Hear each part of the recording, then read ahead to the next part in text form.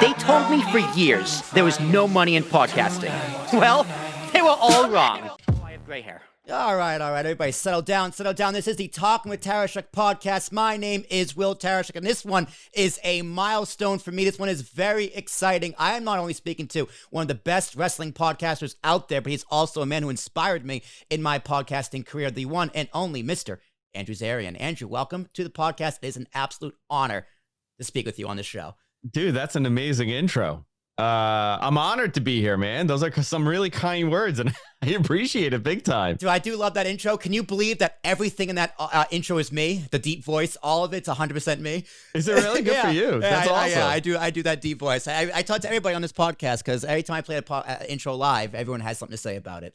No, that's awesome. Andrew, thank you so much for being here. A big fan. You know, I started listening to you back in, I think, 2014, probably my sophomore or junior year of college. You and Rich is talking wrestling, and I've been just listening ever since. So, dude, that means a lot, man. It's been this whole ride, my whole career inside in wrestling and outside of podcasting. It's been always very eventful, and I wouldn't change any of it. So you've been doing it for a very, very long time. So take me back to the origins of the Matman podcast. I know you and Rich know each other forever, but how did it become this, 10 years? You guys just crossed 10 years, correct? Yeah, 2011. Yeah, so 11 years. 11 years. So take me back 11 years ago. You got to go, you know what? I got to start a podcast in 2011 when not many people were podcasting. Me and myself, 2015. So you were ahead of me. So I started podcasting in 2008 or 2009, like officially. I did a couple podcasts in 2008, and I was like getting it going. The economy collapsed. I got a job doing IT for this Japanese company that makes staplers out of like a weird random plate. They made like these cool staplers, and it was like a really big company. And I was their IT guy, but the economy fell, and I was the first one they let go because I was the last one in. Right. And I was sitting at home, and I was unemployed. I was like, what am I gonna do? Like, I don't want to go work anywhere else anymore. Like, I'm done with that. And my buddy was a stand-up comic. He's like, why don't we do a podcast? My good friend of mine, Kunal Arora. And he's like, let's do a podcast. And it's like just like a general conversation about like our day. Mm-hmm. And we started from there. But, you know, that show turned into the Andrew Zarian show, and we were doing that. And we were looking to expand because we were starting to make some money. Like, shockingly, we made a couple bucks. Nothing crazy, but we were making some money. And I thought we need to add more content. And what do I like to talk about? And the summer of punk had just happened. So this is September. When did that happen? June of 2011. June 2011, yeah. And that summer, I put out a tweet or a Facebook message, and I said, like, hey, looking to add some more content to the website. If anybody's interested, let me know. And Rich and I hadn't spoken in a number of years. Like, nothing bad, we just lost touch, you know, in our 20s. And he was like, hey, I have this idea for a gaming show. And we went out, we had like 4 bottles of wine at lunch. Like, we got totally sloshed. And we realized that all we're doing is talking about wrestling. So he wanted to do a comic book show. The gaming show turned into a comic book show. We started the comic book show, but every comic book show, we were talking about wrestling. Like every show. So we're like, why don't we just do a wrestling show? And it turned into that. And then we kicked it off late 2011. And then 2012, we went official with it. And then it's been a fun ride. Now, we're going to get a lot into that podcast, just in general things. So I want to go back a little bit even further. You were born and raised in Queens. Bayside, Queens, yeah. Never thought of leaving? You're just a Queens boy forever? I never had an opportunity. I live in a great neighborhood. I gotta, it's where I've always been. So I grew up in Boston. I live in Hoboken now. I've been here for 5 years. I've been to Queens. You know, I love Citi Field. I've never been to Shea. It's a big regret of my life. But Queens, what is it about Queens? I'm in the suburbs though. Okay. Like, I'm in a part of Queens that I'm in the suburbs. I got no apartments by me. Gotcha. Like, I'm in a town called Bayside, and it's like a really old school neighborhood. Okay. Irish, Italian, Korean on the other side. Like, it's still a very people that have been here. Like, some of these families have been here for like 100 years in the neighborhood. Definitely. Like, my house was built in 1901. It's a great neighborhood, great school district for the kids. And the taxes are cheap. I could go to Long Island and pay 4 times the taxes for the same amount of property. So I chose to stay here. but I always explain to people, they're like, oh, where do you live? In like Astoria in Queens? Like you live in Flushing? I'm like, no, I'm in Bayside. They're like, where the hell's that? Yeah, I go, it's like right on the border of Long Island. Yeah. Okay. Yeah, because my girlfriend lives, grew up in Queens, lived near the airport. Was it JFK out there? Yeah, JFK. LaGuardia and JFK. Sorry, LaGuardia. Yeah. I think she's close to LaGuardia. Ozone Park, is that part of Queens? Yeah. That's like really Queens though. Like southwestern Queens is like real Queens. Like I live in pretend Queens. So let me ask you, because I know she's going to listen to this and it's going to squash our argument. Is like that part of Queens, is that a suburb? No, not at all. Hell yeah. Thank you, Zarian. No. Jazz, No. I win. All right, so let me ask. I mean, it depends. It depends. If you're asking a Manhattanite, if someone's from Manhattan, or I consider that as the same as like Brooklyn. Like neighborhoods in Brooklyn, like a Bensonhurst in Brooklyn, okay, or a Park Slope, like that. Those aren't suburbs to me. Right. Yeah, I grew up in legit suburbs, like lawns, backyard, fences. Like I got a backyard, I got a lawn, I got a front lawn, I got a cherry tree in my front yard. I got how square footage of like your whole lot? Give or take. So my roughly. property, it's 60. It's an irregular lot. It's 60 by 102. Okay, that's a pretty big space. 60 by 100. Let's say so 6,000 square feet. The property. Okay, so that's pretty suburban then. For Queens, yeah. For Queens, okay. It is. All right, so Queens. Are Queens and Brooklyn part of Long Island? Like, okay, let me rephrase. Are Queens in New York and Queens and Brooklyn on Long Island? Yes, Queens and Brooklyn are on Long Island. 2 for 2 here. Yes. Why? She says no? No. So this is another thing. So another part of Talking with Tarashuk is I go live in studio with my partner in Montclair. We're gonna be live every Monday, and the whole show is just I have a giant list of questions. We just bullshit, and like one of the questions was, is Queens and Queens and Brooklyn part of Long Island? And like it's a big thing for people. Like the way people care are people from Long Island. You know what I mean? Well, I think some of it is like people take it as an insult. Like that's what I mean. That's why I asked it. Like when you think Long Island, you think Nassau County and Suffolk County. Yeah. That's Long Island. But if you're talking about the actual land, Brooklyn, Queens, Nassau. Well, Kings County, you want to go really specific. Kings County, which is Brooklyn, Queens County, which is Queens, Nassau County, and Suffolk County are all on Long Island. Yeah, it's all part of that one giant island. Yeah. It's like last guy saying, what's the definition of an island? And there you go. It's Long Island. There you go. All right. So let's talk some wrestling. So a lot of people listen to the show do not even know I have a wrestling podcast, which you've also been a guest on. Thank you again for that. So how would you describe wrestling to someone who has never ever seen it before? It depends on the time. I always say, it's simulated fighting. So someone that's never seen it before or heard of it, how would you describe it? It is a theatrical fight. That's a good way of putting it. I also write with my definition. So like wrestling is it's a choreographed fight between two highly athletic people with just the craziest fan base in the history of fan bases. These people are out of their minds. Yeah. Crazy. And you obviously being with the Wrestling Observer and working with Dave Meltzer now, you see the best and the worst of wrestling fans. So how would you describe wrestling fans? I see more of the worst than the best. Definitely. I see more of the worst than the best. Because the guys, the best don't respond, don't really reach out that often. Yeah. Like we got to know each other, right? Like we met at a show, I did your show, but like if you didn't do a podcast, right? The odds are we really wouldn't be talking. But like you're one of the good ones. Like you watch, you follow the show. Like you don't hear from these guys, which is, and people live their lives. Like I listen to a ton of podcasts. I never once reach out to these guys ever. Like I don't. It's just not something I do. Like I don't reach out about the shows. I just enjoy it, and that's it. I live my life. Those guys, you don't really hear from them, but like I listen to some of the other ones. Like we have a great community. Matman has a great community. F4W and Observer have a great community, and those guys are always fantastic. But the ones that there's a lot of guys that are vocal that just want to have an argument over professional wrestling on social media, and I think it's insane. Well, wrestling fans in person are the best fans in the world, like easily. You go to a wrestling show, the best part of the show is the fan base for me. Yeah. But wrestling fans online are literally the worst people ever. So like wrestling fans is the best and worst part of wrestling for me. Well, I don't think it's wrestling. I think it's fandom in general, right? It's this new age fandom where everything is religion. When you treat everything like a religion, you're always going to get into arguments. This whole AEW versus WWE thing. is now. You had WCW and WWE before.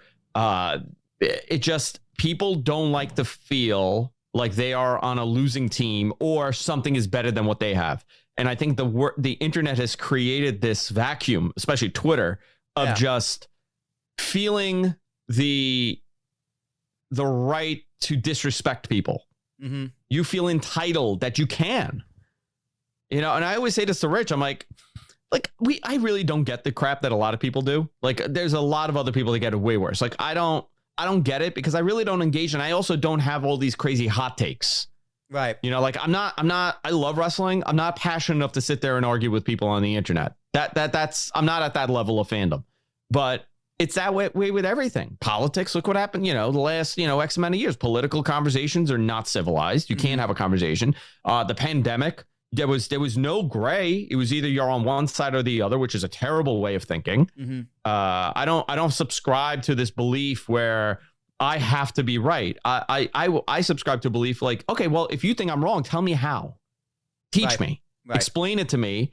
And maybe you'll change my mind. I'm okay with that. I'm okay with changing my mind on stuff. So I think fandom in general has changed, especially on social media. But professional wrestling fans, it's an escape, and I think we all need it. We all need that escape for an hour or a couple hours a week to kind of get out of our minds and enjoy something.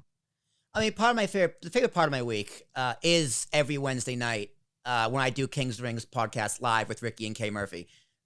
It's just so much fun. It's just 2-3 hours of just these two people who I love to death, and it's just so much fun. Just to talk shit and just talk about wrestling. It's the most mindless conversation. Sometimes we sidebar. We call it Sideberg. We Sideberg because we were talking about Goldberg. I went Sideberg, so we call it Sideberging. Off of just whatever. Like last week, we talked about the plastic and paper bag ban in New Jersey, which made me so pissed off. Yeah, it's in New York too. Yeah, New York too. From a while ago, but to your point about wrestling fans, Kenny Omega did this, I think today or yesterday. The best, like after WrestleMania Backlash, someone tweeted out like, Roman couldn't last 5 minutes ring with Kenny Omega, and Kenny's just like, bro, he's a top guy. Like, yes, he could. He's like, that match would be incredible, and that's a dream match of mine. Are you kidding me? Talk about Forbidden Door. That's a match I want to see. But you do need more of that. You need more engagement. John Stewart said it best. It's not attack, it's engage. It's not attack, it's engage. Yes, you need more engagement for sure. I just also think that some people just, sometimes it's not their fault. They just some people don't know how to articulate or have a discussion about things like this. Yeah. Like they just, the scariest part to me about Twitter and social media is that you kind of see how insane some people are. Mm-hmm. Right. Mm-hmm. Somebody told me this years ago, and they were like, somebody had an outburst on something. It was like a work person, and the person next to me turned around and goes, human beings could only just stay whole for like 12 hours. Once you pass that 12 hours, it's all hell breaks loose. Mm-hmm. You don't know. People become wild cards. You don't know what's going on with them. They could only keep it all in for like 12 hours. And I think we see that on social media. Social media, you could instantly, whatever terrible thought you have, you could post it. Yeah. And what's the consequence? Either nobody's going to read it, or some people are going to agree, or some people are going to disagree, but it doesn't really impact you because it's not real life. I think that's the problem. If you treated it like how you would act in real life, you wouldn't have 90% of these conversations. Right. No, definitely not. I mean, but that being said, with a podcast, a business, I run a podcasting business. Like, social media is the most important part of any business, especially my business. So, but you on social media, the Matman social media is just, breaking news or moments or whatever. How did you find a way to perfectly balance how to use social media correctly for, I guess, your own personal, as well as Matman? I do not like social media. I'm not a social media person. Yeah, if I didn't, like, I say these things and then I'm like, yeah, I kind of do. I love engaging with the community. Mm-hmm. Like the 30 or 40 people that I regularly engage with that are fantastic. Like, I'll miss those people if I don't talk to them. But for me, like, it's not a thing for me. Like, I don't have to be on Twitter And like sometimes I disappear. Like people have been messing like the last 2-3 weeks. Like I got really busy. I haven't been on Twitter. It's not a priority for me. Right. I just want to live my regular life. I don't live on social media. So it's easy for me to kind of get away from it. And I have a lot of self-control because I always think whatever I put out there will be there forever. Mm-hmm. So my wording has to be very careful. If it's something that's political, which I never do. You'll never see anything political with me. Yep. You will never see, the most political I ever got is when like, businesses were getting burnt down. And I was like, listen, there's a better way to do this. Right. Like that was it. That was like the depth of my political commentary during everything that was going on. So I stay away from it. I don't want to talk about it. I don't really get into arguments online. Like, dude, I'm not going to change your mind. I have no time in my life to change your mind on this subject. So I'm not going to attempt it if you come aggressively. Like that's always been my thing. Like if it's something I'm going to say to you in public, I'll talk that way. I don't go deep into my mind of arguing. Well, that's why like I say most people have podcasts. It's the best way to communicate. I do think podcast is one of the last like most conventional ways to actually communicate online. And especially the best way to engage with fans. Like Mr. Fretz in the Kings of Rings community. He's a guy from Canada who found us on one of our live streams a few years ago. And now he has a podcast on the Wrestling Act Radio Network, and he's like one of my best friends online. That's amazing. And like I had him on this podcast, and it was just we talked for an hour about him, Canada, wrestling, how he almost was a pastor, and that's like the coolest thing to do with one of your fans. Like, I remember meeting one of our other fans from Florida in New Orleans. Like me and Ricky were on Bourbon Street, and he gets a DM from this girl who follows us. We party with her on Bourbon Street. Like that's the coolest thing to do with your fans. Like if you have a fan base, get them on your podcast because it's gonna be the coolest thing ever. Yeah, man. I think podcasting is a little different for me. I've been a fan of radio my whole life. Yeah.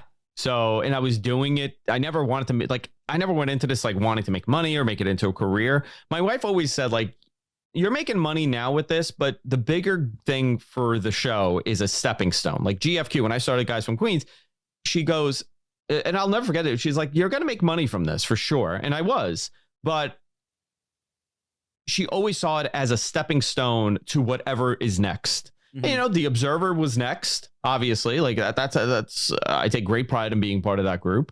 Matman is blown up and become an institution with wrestling podcasts, and I take great pride in that because I have a fantastic co-host, and it makes it super easy. My consulting clients I picked up all due to the podcasting and technology and things like that. So everything is a stepping stone if you see it that way. But I never look at this as a business or a money thing. I always see this as if I can make money with this, fantastic. But it's not. I'm not diving headfirst into this. Yeah, I view it similar. Like obviously I want this to be my full-time job, but if you could make it your full-time job, absolutely go right ahead. That's fantastic. But podcasting for me is also it's self-expression, it's therapy. The P stands for personal. If anyone asks you what a podcast stands for, tell them this: a podcast is a personally oriented discussion centered around select topics. That's fantastic. That's Will Tarashuk original. But I did mention Mr. Fretz. Is it really? I love that actually. Yeah. So I couldn't sleep, and I just thought of that in my head. The hardest part was the oriented. Oriented. I was like, oriented. That works. I have to Google it to make sure. That works. Yeah, that worked really well. Works. There you go. Turn to the podcast is use it and tell them I sent you. But I did mention Mr. Fretz. Mr. Fretz wanted me to ask you, how did you get involved with the Observer? Because it's kind of like one day, oh, by the way, I'm working with Dave Meltzer. So take me through. That is how it happened. Like that process, like how long it took, and like we're gonna get into Meltzer because I am still a mark. I have my thoughts on Meltzer, but I'm not gonna shit on him because I know he's your friend. No, tell me. No. Listen, I've met him, and I think there's a lot of misconceptions about Dave. Definitely. I think there's a lot of people that assume certain things about him. Are we best friends? No, we're friends. Yeah, of course. We're on the same. I'm on his website. So the way that I got affiliated with them is that I started a website called the International Association of Internet Broadcasters, the IAIB. Okay. This is back in 2012, and it wasn't a not-for-profit, but like I didn't make money from it. I just wanted a community of podcasters and internet broadcasters to come to get like news. Like we had a front page of news stuff happening, like technology stuff happening, or or acquisitions that are happening in the podcasting world. And then we had this forum, and the forum blew up. Like, it got really popular really quick because a lot of people had questions that the answers were being gate kept behind a wall, behind a paywall. So like, you had all these podcast coaches, which I hate. Okay. Me too. I'm going to tell you guys, biggest scam in the effing world. Agreed. Don't pay these people. I'm sure some of them are really nice people. And I've met many of them, but most of them are charlatans. They're there to tell you the most basic thing and to give you this false hope when you don't really need it. Here's the reality with podcasting. You don't need to spend thousands of dollars. Get whatever you could afford. Don't worry about the technology. Come up with really good content. Sometimes it works. Sometimes it doesn't. It's whatever it is that connects you with the audience. That's hard to explain. That is not something that's easily created. You could be a very good presenter. Like, I know guys that are fantastic at their job as a podcaster, right? They're great presenters. Their video looks great. Their content is great. They just don't connect with the community. They just don't. You can't teach that. You really can't. So I was tired of people just getting, paying for these seminars, and they were paying for one-on-one chats, and they were paying for all. I'm like, and a lot of these guys, they were never going to make it. Okay. It wasn't like someone that's dumping, $2,000 and they have a broadcasting background. They're trying to figure out how to do it, and they just need that extra help. It wasn't that. These guys, some of these guys, like, they were on their last dime, and this was their last hope, and that there was one guy. I get so sad when I think about this man. He messaged me and he told me that he had given like $3,000 to one of these coaches, okay, to do podcasting, because he thought he could make some money because his wife was sick and he had a full-time job and he could maybe subsidize this. And this person gave this man such false hope that he can make like $2,000 a month podcasting with affiliate links and book referrals and this referral and that referral. I'm like, dude, he's not teaching you podcasting. He's teaching you affiliate marketing. And then I went down the rabbit hole, and that's all these guys do is teach you affiliate marketing. And the podcast, like that whole like how to become a podcaster, is the front to teaching these guys how to become affiliate marketers, because guess what happens? You become part of their mastermind. I'm using that term. I'm not talking about anybody specific, by the way. Right. Okay. This person that I'm talking about no longer does it. But like, let's say they have like a coaching program, mastermind program. You become a mastermind. You pay them $700 a month, maybe. And then somebody pays you $300 a month and you teach them how to podcast. It became a giant scam. So I was like, you know what? F this. I made a website. I gave all the information for free. I had engineers, radio engineer, like CBS broadcasting engineers, NBC television engineers on there on like my board, and they would just help people. They would go on there and give them information. And we actually had advertisers that would go on there and like, let's say it's Blue Chew, right? Because they're a big podcast advertiser now. Yep. Like a representative from Blue Chew would go there and like coach these guys and girls, like how to present their brand in terms of getting an actual advertiser. Like that's the most insightful information you get. So I had started that at the time. And it blew up. I couldn't do it anymore. And, forums changed and my career changed, and I kind of laid it to rest a little bit, which I regret, that I wasn't able to continue. But that was a big instrumental part for me in 2012. And I totally forgot what your initial question was. How you got involved with Observer Radio and Meltzer? Yeah. So we did a show called the Iaib Spotlight, where we would feature top broadcasters. Like we had Tom Merritt, right? Tom Merritt, big tech podcaster. He came on. I had this guy, Mike Phillips. He's a radio broadcasting engineer. And I started it, and I think I asked Brian if he would want to be on like a featured top talent, right? And he said, yeah, absolutely, Brian Alvarez. And we started talking a little bit, and we started talking about hardware. Like we were just talking before, like he's a big radio gear guy. He loves microphones. He wants, we were talking about microphones, and I was like, hey, you want to come on the show? And I think he came on like twice. We didn't talk about wrestling once. And then I finally told him, I'm like, hey, I do this wrestling thing. And he came on to promote the death of WCW when they re-released the book in 2014. And I always just had like an arm's length relationship with him.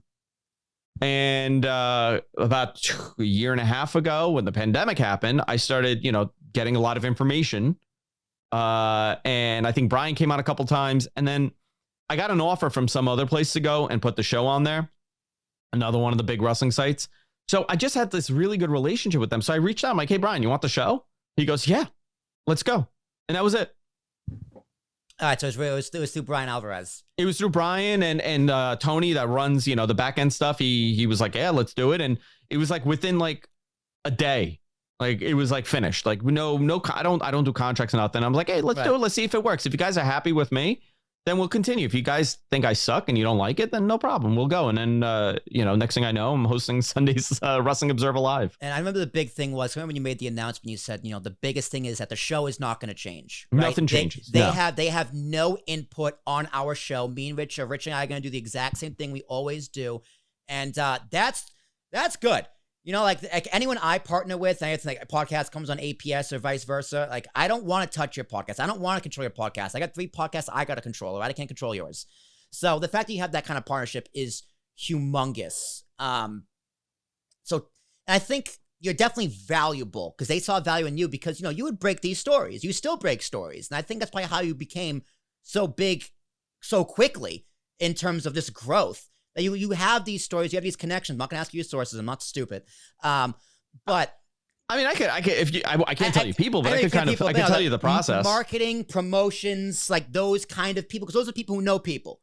Yeah. Right? Those are the people who know what's going to happen. Like, I'm assuming your contacts aren't wrestlers.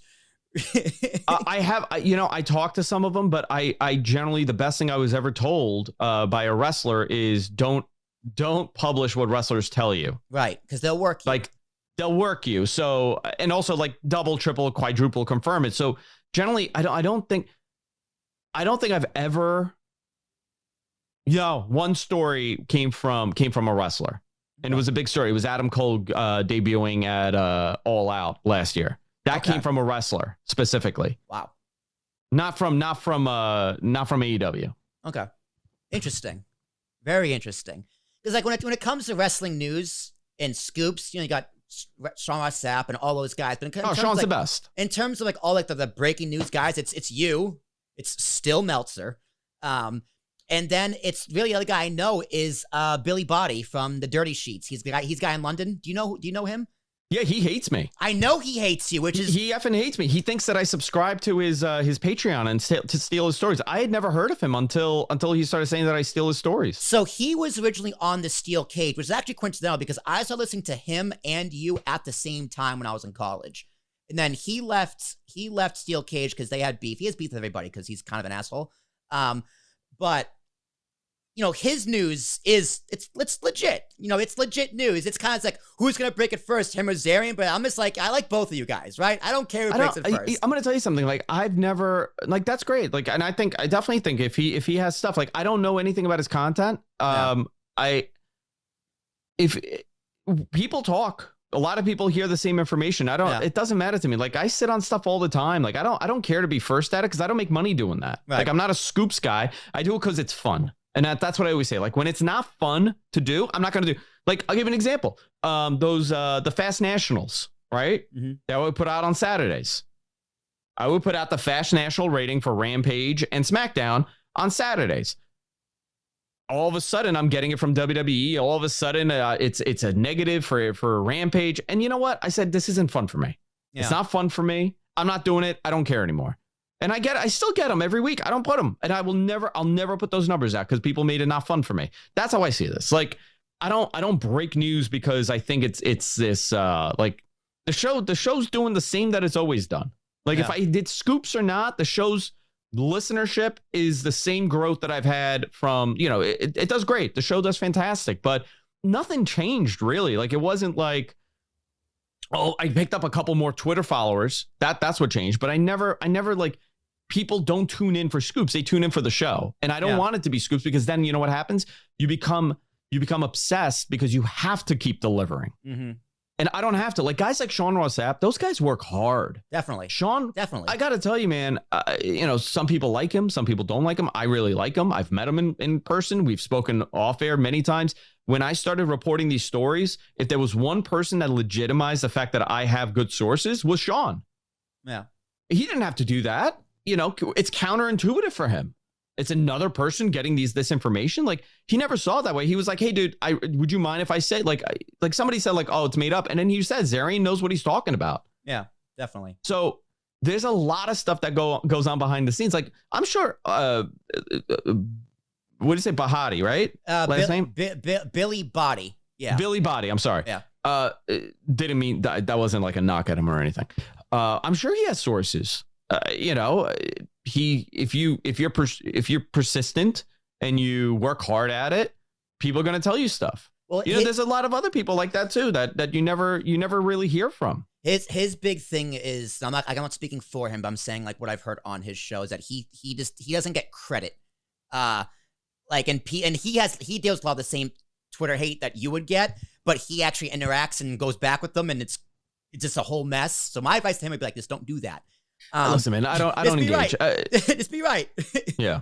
I don't know what his process is. I don't know why he doesn't get coverage. I have no idea. Maybe it's a personality thing. It's a personality clash. A personality thing. Yeah, I'm sure. And then that's fine. You know, that's his choice. You know, whatever. But he's doing what he's doing. I do what I do. Yeah. And you guys are very likable. You and Rich are very likable. Now, I want Rich to pay attention to this. I listen to your show for the scoops, of course, and because you guys are entertaining. But I listen for the business, the numbers. You're a numbers guy. He's gonna go to bed. I am also a numbers guy. Like, whenever you guys start talking ratings, numbers, like quarterly earnings, like all that stuff, I'm just like, because the business aspect of wrestling to me is the most fascinating.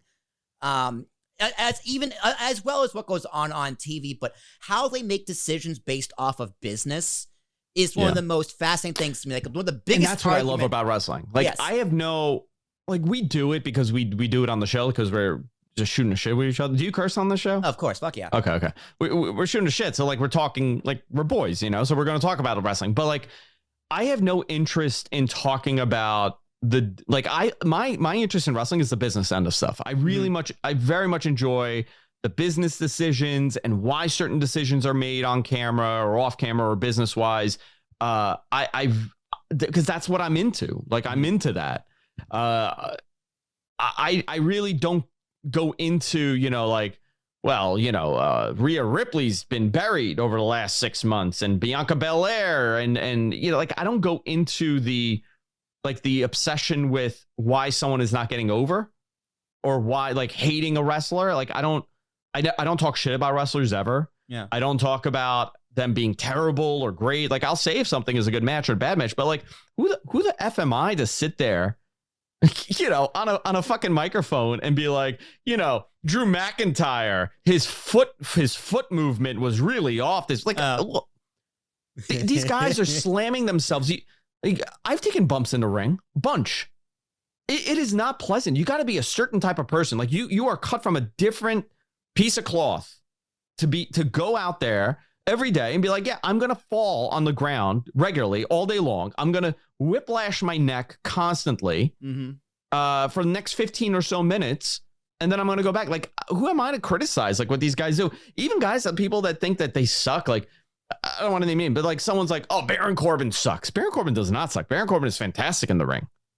You know, like, anybody on that level on national television, even if it's a bad match, they're on TV for a reason. They're legit. And these people see, you know, people that are way more qualified to evaluate how good they are, way more qualified than me, see something and they put them on TV. So what I'm seeing is a tiny little portion of this person's identity. You know, who am I to sit there and criticize them on that level? But with that said, you know, sometimes when something's bad, you got to be like, yeah, that wasn't that great. Yeah, you got to call a spade. You got to call a spade a spade. I like my personal interest is always the business. No, like me too. Like, even down to like the carniness of the wrestling business. I absolutely love it. I think it's such a fascinating it's still like turn of the century. You know, it's the last remnants of the carnival of the turn of the century, the sideshows. Like, not that was a positive, but it's very much engraved in Americana. It's very much engraved in representation for immigrants. Yeah. You know, I had this discussion with somebody. We were talking about just wrestling, and I go, I don't think there's ever been another brand that, you know, has represented immigrants the way that wrestling has.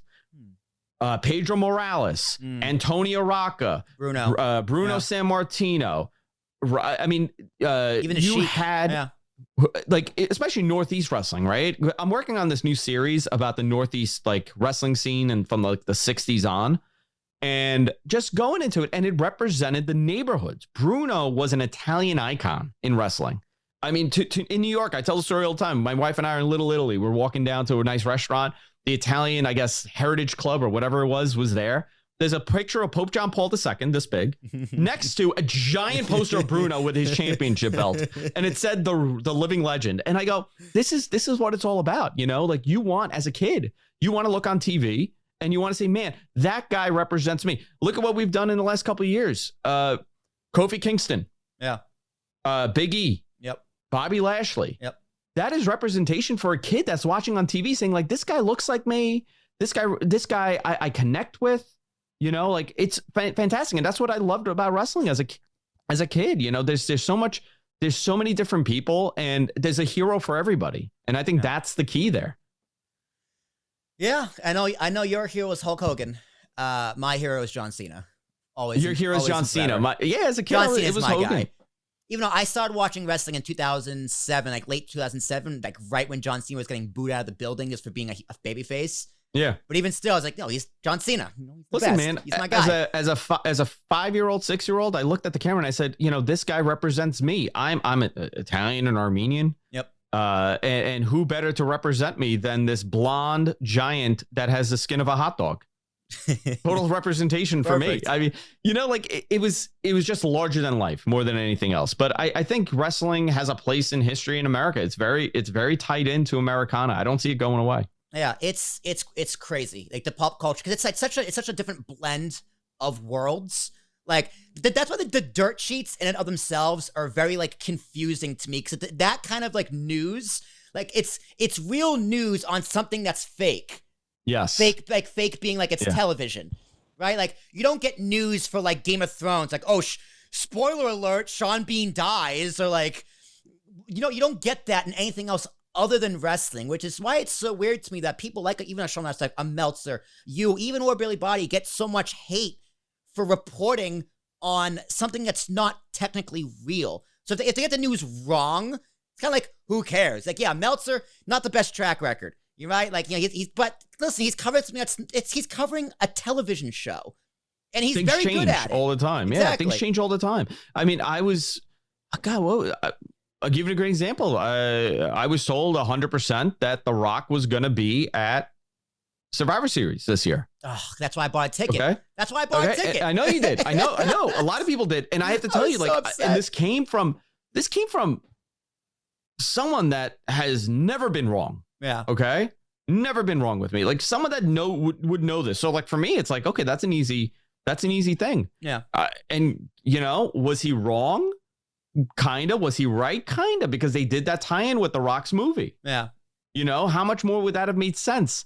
Yeah. Later on, I mean, and then the story changed. Like, oh, he was never going to be there. Like, no, he was definitely going to be there. Like, I believe he was going to be there. And then he decided to shoot a movie. You know, shooting schedules change. These things happen. These things happen. But we talk about wrestling for a little over a half hour, a lot more than I wanted to. But hey, that means I got to bring it back in a little bit. So the last question on wrestling before we move on. Yeah. How much do you miss the Boom Evolve shows?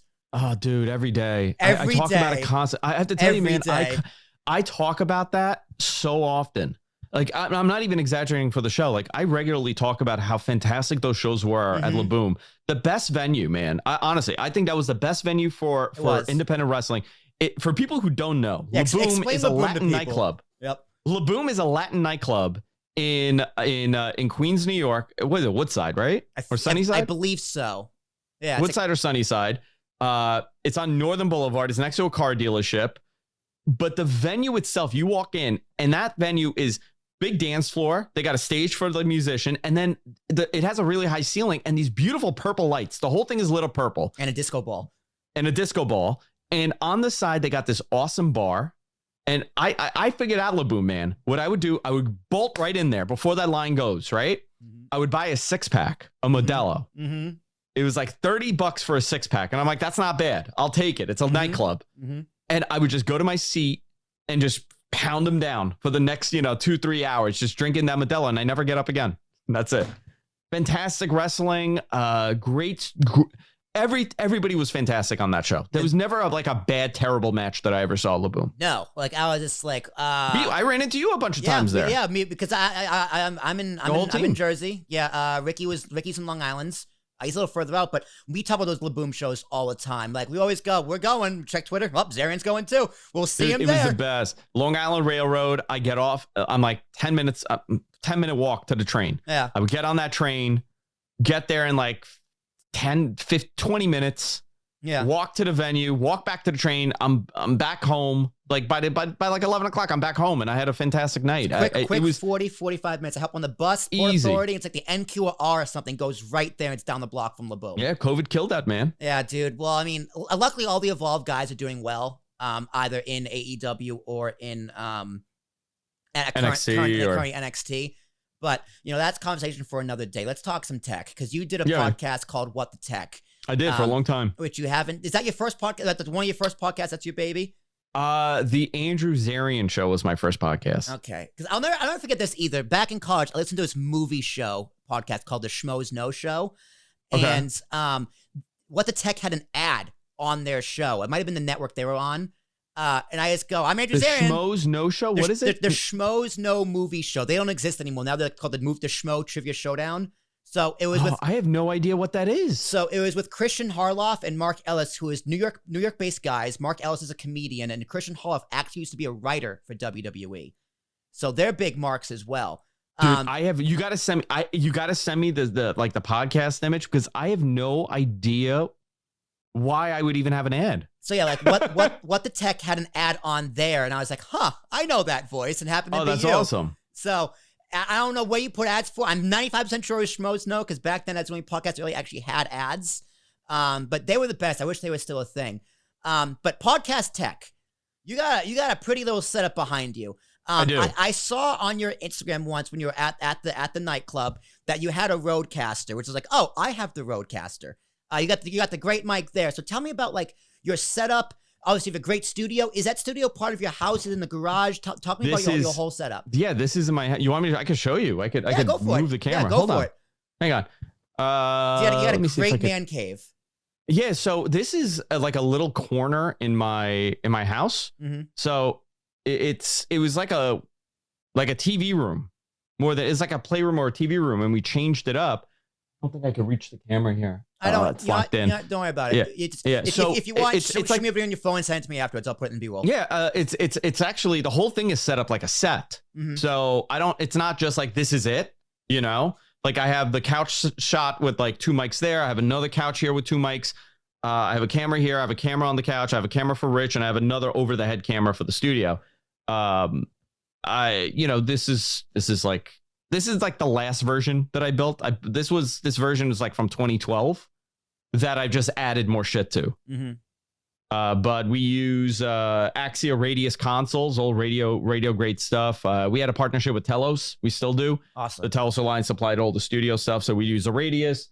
We have DBX 286Ss for mic compressors. We have an Omnia audio processor for overall processing. We use a let's see what else I got. What cameras? So I use Canon. I used to use Canon HFG 40s. Mm-hmm. I swapped them out. I have a Sony 4K on me. Okay. I forgot what model. I can't see this. But now we're only using the Sony the A2s. Okay. A7 IIs we use. DSLRs. Yeah. They're fantastic, those A7 IIs. Do they have NDI, or is it hardwired in? It's hard. Everything is hardwired in. So I have a Kona 4, an AJA Kona 4 card, which is an SDI. It's a 4 SDI input card. I have 2 of those, so we could actually do 8 cameras if we wanted to. Mm-hmm. But when the hell am I going to need 8 cameras in here? You know? Yeah, it's a small place. You wouldn't. It's podcasters don't need it. I'd say podcasters just need 3 camera setup. That's all you need. But I mean, we built this thing out. I wanted, and then I have a Telos VSET for the phone calls. Mm-hmm. We have a 6-line phone system. That's so cool. That's so cool. Like that's kind of setup I eventually want. And to your point earlier about, podcasts you don't need to spend thousands of dollars. That's 100% true. My first podcast setup was $100 thing on Amazon. It gave me a little mixer, 1 channel, like a stick mic, XLR cords, and recording software by Use Audition, right? $100. And then over the years, I upgrade. Like this mic right here, the RE20, whatever it is I got this after 5 years of doing podcasting. The Roadcaster, 5.5 years of doing podcasting because it's, I'm in it now. I'm balls deep. I'm not going nowhere. This is my favorite mic though. That one. Okay, let me shut up again. Let me see Neumann TLM. It's so tiny. 103. It's just my baby. Neumann TLM. Yeah, this is Howard Stern's mic. Same mic. All right. What's the mic you got there? That's I call it the Rogan mic. It's the SM7B, the Shure SM7B. It's okay. The reason why I got it is that Rich is very soft spoken, and I'm very loud. You are. So I would have to pot his mic up like tremendously because these are dynamic mics. They're quiet but I would be so loud I had to pot him up so much that like we had bleed over happening. Mm-hmm. So my mic, it was just constantly bleeding, and this would pick a lot up in the room. So this is great when I'm by myself in here because this room is pretty dead, and I have soundproof doors in here. So like I can't hear, like it's an exterior soundproof door, so I can't hear outside of here. But it would just pick up everything that was going on. So I swapped it out for this one. Awesome. Yeah, like this mic I got right here. This is one I used at a college radio station. It's a fantastic mic. I love that mic. WRHU, Hofstra University. Shout out to them. That's where I learned radio, and that's where I fell in love with radio. I listened to podcasts well before that, but that's why I started a podcast. So how did you get into tech? Because like you're a marketing nerd, you're a tech nerd, you're a business nerd. How did you get down to the nitty and gritty of podcast technology? So I always loved technology. As a kid, I was really into it. My best thing my family ever did, my parents, they put a computer in my room when I was 5 years old, and they said, learn this. I had a Tandy 2500 XL they bought from Radio Shack. They paid $3,000 for this thing. Oh my God. Okay. This is 1989. They bought this computer, and they don't know. They're like, what the hell do they know? They never use a computer, and they put this in. And they're like, okay, figure it out. And I would go on there and I would figure it out. And I remember like 6 years old, I was logging in, and my father would make them print out articles on the Gulf War on my dot matrix printer. And I was a kid. I was 6 years old, and I would find the articles, and I would like print out stuff for him at 6. So like I was so into technology. Like I've always been like a big geek. I was into gaming. I was like, I still am.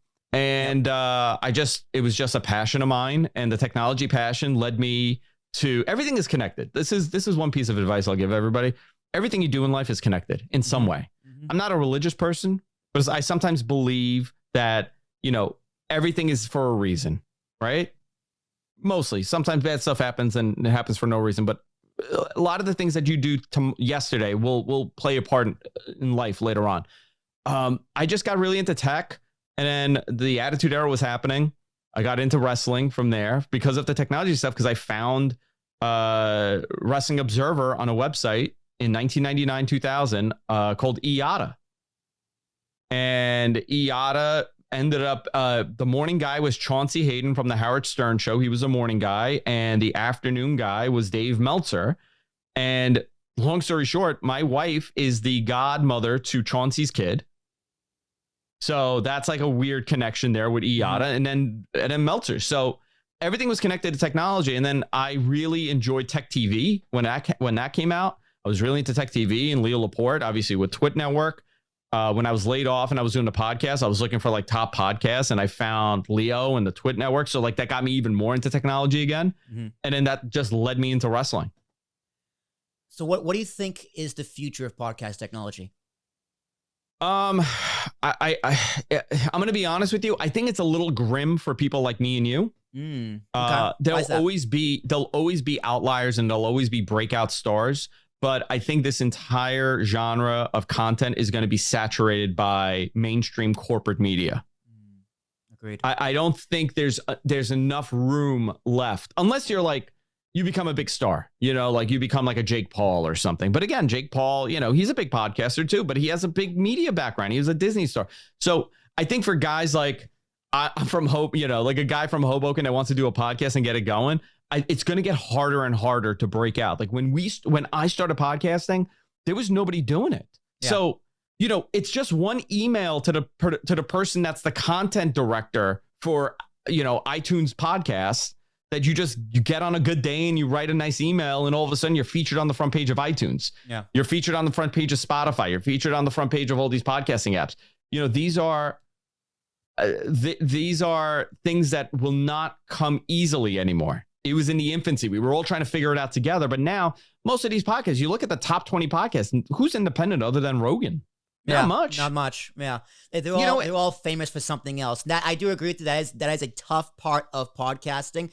That's why I tell people, like, listen, if you have anything else going on, a podcasting is a great right-hand man to what you're doing. Like, you can be selling cars, right? You should have a podcast, in my opinion. You should, yeah.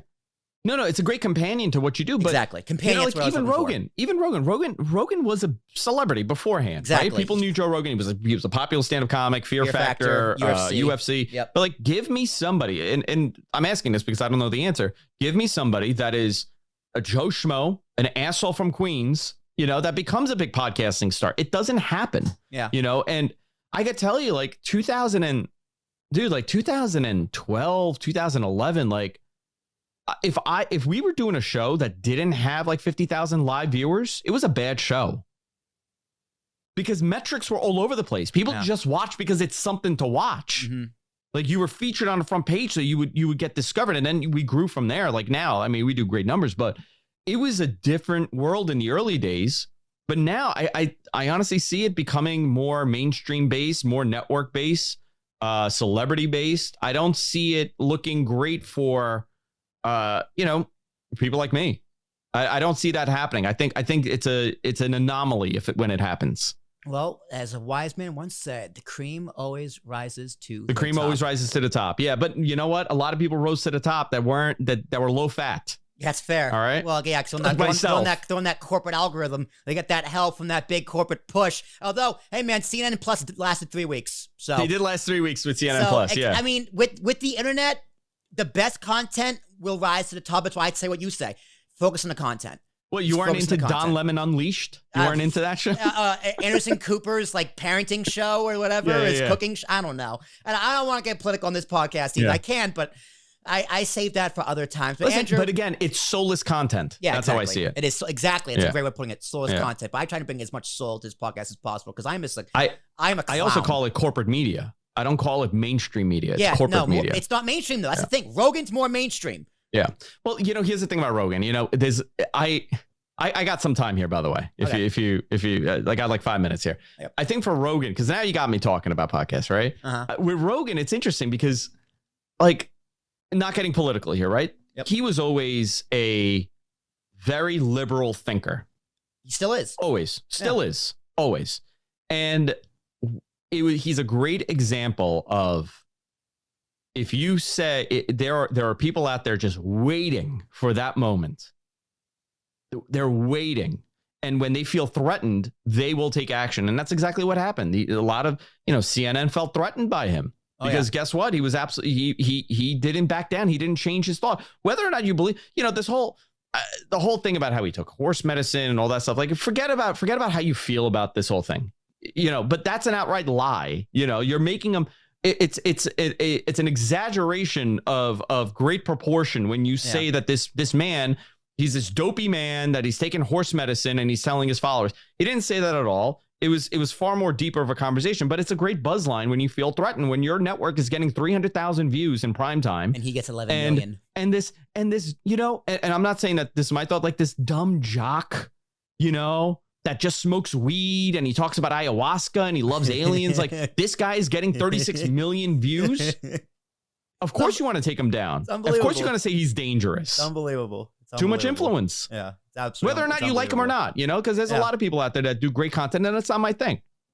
All right, Andrew. I will respect your heart out.